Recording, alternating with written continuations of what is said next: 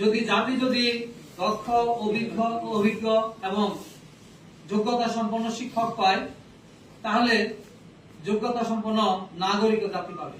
কাজেই আমরা আশা করব এই যোগ্যতা সম্পন্ন নাগরিক তথা একটা উন্নত সমৃদ্ধ দেশ গড়ার লক্ষ্যে আমাদের দাবি দাওয়াগুলো বাস্তবায়িত হবে।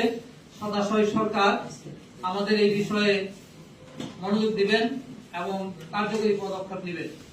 সেই অনুযায়ী আমরা আমাদের আগামী কর্মসূচির কথা বলছি। গত বছরের 17 সেপ্টেম্বর মাওসিতে আমরা এই প্রকল্পের থেকে আগত আমি আগেই বলেছিলাম যে প্রকল্প থেকে আসা অনেক কর্মকর্তাও অনেকে 11, 10 বা 9 গ্রেডের থেকে তারা আদর্শ খাতে এসে আমাদের সাথে করে চলে যাচ্ছে। আমাদের মাধ্যমিকে এরকম প্রকল্পের লোক আছে, আমরা তাদেরকে আলাদা করে দেখছি না, কিন্তু তাদের পাশাপাশি আমাদের সুযোগ আগে দিতে হবে। সংবিধান স্বীকৃত এটা যে আগে থেকে প্রাপ্ত সুবিধা সংকুচিত করা যাবে না।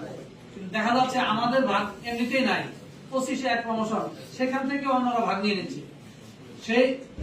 সেইটার প্রতিবাদ করাতেই আমাদের শিক্ষকদের উপরে গত 17 সেপ্টেম্বর 2024 শিক্ষকদের উপর হামলা হয়েছে, সরাসরি ফিজিক্যাল হামলা।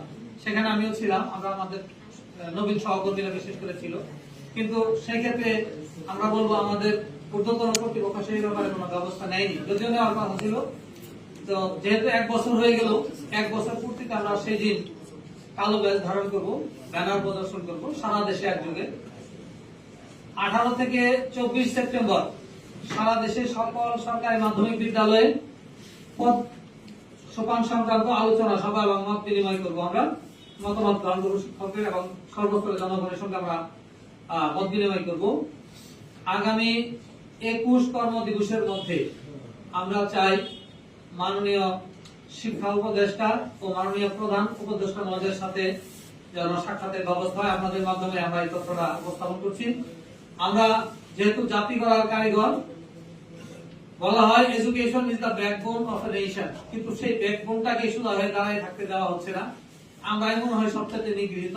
আমরা যাতে নিগৃহীত না থাকি, জাতি গড়ার কারিগররা যাতে মাথা উঁচু করে দাঁড়াতে পারে, তাদের ব্যাকবোন সোজা করে দাঁড়াতে পারে, সেই জন্য দেশের সর্বোচ্চ কর্তৃপক্ষের কাছে আমি আবারও আহ্বান করছি, অনুরোধ করছি যেন এই বিষয়টার প্রতি গুরুত্ব দেওয়া হয়, শুধুমাত্র শিক্ষকদের স্বার্থে না, জাতির স্বার্থে।